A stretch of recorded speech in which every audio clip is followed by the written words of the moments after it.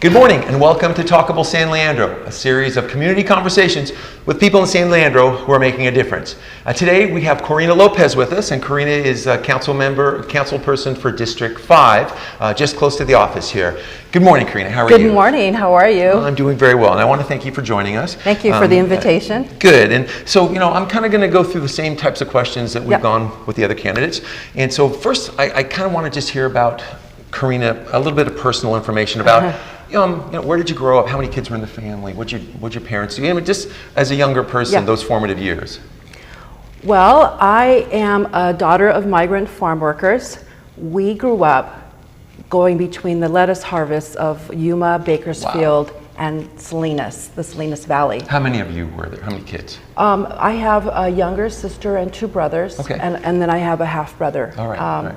And it was highly formative in terms of who I am and those experiences, especially being in growing up in poverty with housing insecurity, with food insecurity. One of the things that was really a saving grace was really my public school education. We eventually settled down in a small town, farming town called Soledad. And I had my teachers, they were my mentors. Right. And they provided me the opportunity to really when you moved to Soledad, how old were you? I'm just curious. Well, we were based out of Soledad, and then we would move between the various harvest locations. And it was tough. And when we moved to Soledad, it was an upgrade. But it was tough because of where all the living conditions that we had to endure in that process. And it's an experience that continues to happen.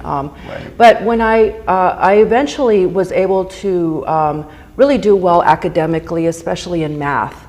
And I was accepted to Princeton University as well as some other universities, marquee universities in the country, Stanford and other universities. I chose to go to Princeton. And I haven't looked back. In fact, I was there just last week doing a national interview for ABC for Michelle Obama's segment. But that experience, and being able to really learn how to be a critical thinker, how to, really think out of the box, understand other people's life experiences, and put them with my own. It really was formative. I worked after that in New York. I worked in the financial sector, so my background is in finance on Wall Street for almost 10 years.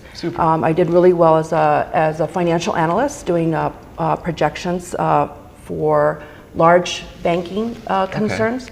I decided to come home, though. I wanted to come home to California and be with my mom and dad and my siblings, and my husband and I got married, and we decided to move back to the area. So I haven't looked back. It's been a great experience. Well, that's brilliant. That was a great coming of age story. It really was. So the questions I've kind of asked the other candidates are, one, rent control. There's Costa Hawkins, but regardless whether that goes or not, rent control, cities have an opportunity to do that, whether it's severe or less. So what are your views?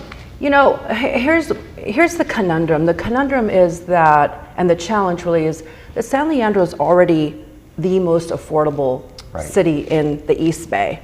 And my understanding is that should we decide to go in terms of rent control, what will happen is all the rents will go up. And that'll cause displacement of people already living here. And I really feel pretty concerned about displacement. I feel concerned about gentrification. So I think that there would be an unintended consequence if we were to impose rent control in San Leandro. So rents would go up because of the anticipation of rent control? People would try to bring them up just so when rent control happened. Yes. And then what happened, if you take a look at the numbers and you take a look at other cities that have rent control, like San Francisco, Berkeley, and Oakland, they actually have the highest rents. And a lot of displacement, a lot of issues around gentrification, and a significant amount of homelessness. So, so people feel that the rent control is the answer, but in my opinion, the real answer is affordability. And that's not just affordable housing for folks that are low income, but that's housing and affordability for middle income folks.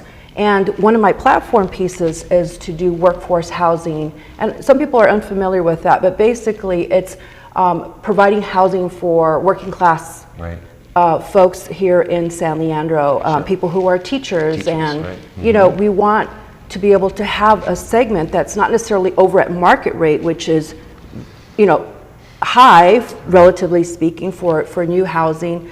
And we've already done affordable housing and senior housing, but we really haven't done that sweet spot in the middle, in my mind, that we really need to do in the next 4 years. And we have the opportunity to do that. We have some funding through A1. We have an allocation, so we have about $4 million that we could put towards that, plus a larger pot that we could reach into to really do what I think is important for folks that want to come back to the community, or folks that want to, you know, just move into the community. Yeah. Okay, well, that's good. I appreciate that. The other thing I've asked other candidates is the unmet debt for the city.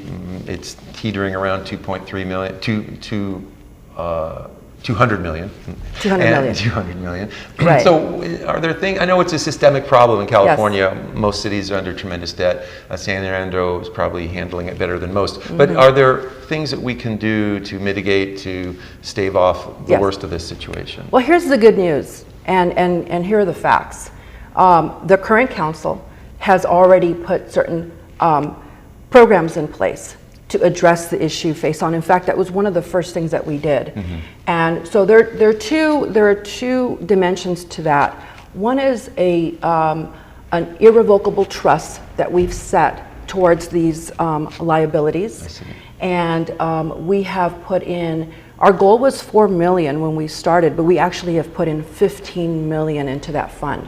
And so this is a problem that is, again, overarching throughout the state of California. It's not endemic to just San Leandro, but it's not something that could be resolved in 4 years. But we've made good headway in 4 years, and the responsibility will be that every successive council will have to address the issue, and this will be a generational commitment to put money into that trust to be able to then fund the current liability. One of the things that happened while we were in mid-sentence was the state of California decided to lower the discount rate, which is basically the investment rate or the rate of return that we would anticipate, down to 7%.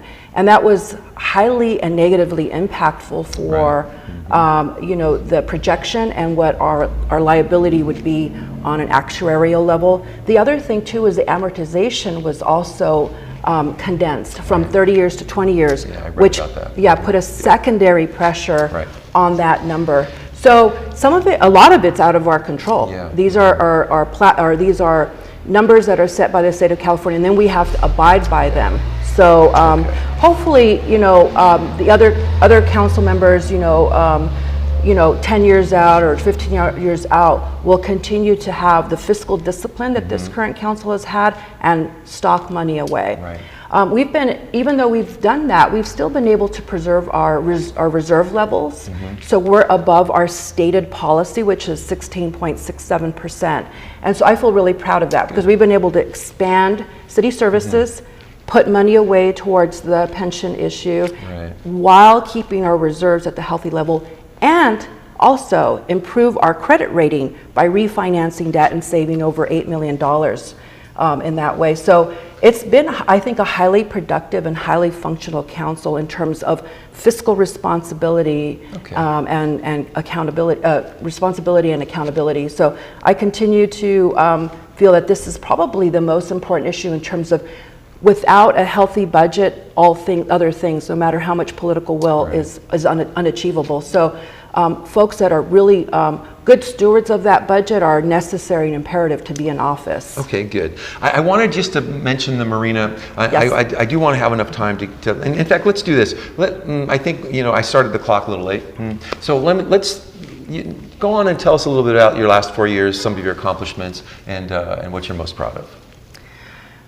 We have accomplished quite a number of visionary projects. The general plan has updated.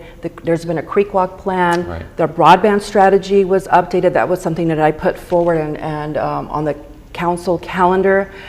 We have become a sanctuary city. We have approved a community workforce agreement. We have put money away for future liabilities. We have embarked on the most ambitious capital improvement plan in the city's history, a $75 million plan, which is something that's personally very important to me. Again, going back to my past and my history, you know, I think public assets are super important. Think parks and libraries and so forth. So we have put capital improvements into our main public library and one of our branch libraries. We have rehabilitated parks, including Siempre Verde Park, which is how I began in civic service.